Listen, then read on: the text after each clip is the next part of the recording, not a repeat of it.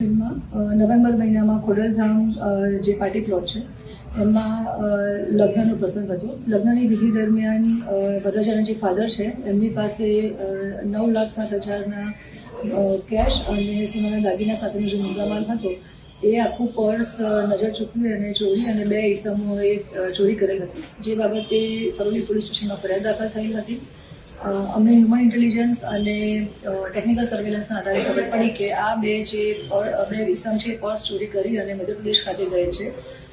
Investigation દરમિયાન અમને ખ્યાલ આવ્યો કે મધ્યપ્રદેશના રાજગઢ જિલ્લાના બોડા પોલીસ સ્ટેશનનું જે કડિયા ગામ છે એમાં 2 ઈસમ છે, 2 આરોપી, જેનું નામ છે અરુણ ઉમેશ કુમાર કડિયા અને બીજો છે માનવ કડિયા, ઉંમર વર્ષ 21, જેઓએ બંને ભેગા થઈ અને આ પર્સ લઈ મોડસ ઓપરેન્ડી વાપરી અને અગાઉ પણ આવા ગુનાઓ આશરેલ છે.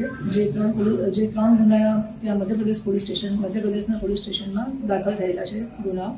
આ આરોપી અને તમામ મુદ્દામાલ સાથે સરોલી પોલીસ સ્ટેશન અત્યારે ઇન્વેસ્ટિગેશન દરમિયાન તમામને એરેસ્ટ કર્યા છે અને તમામ મુદ્દામાલ 9 લાખનો મુદ્દામાલ પણ અમે કબજે કર્યો છે.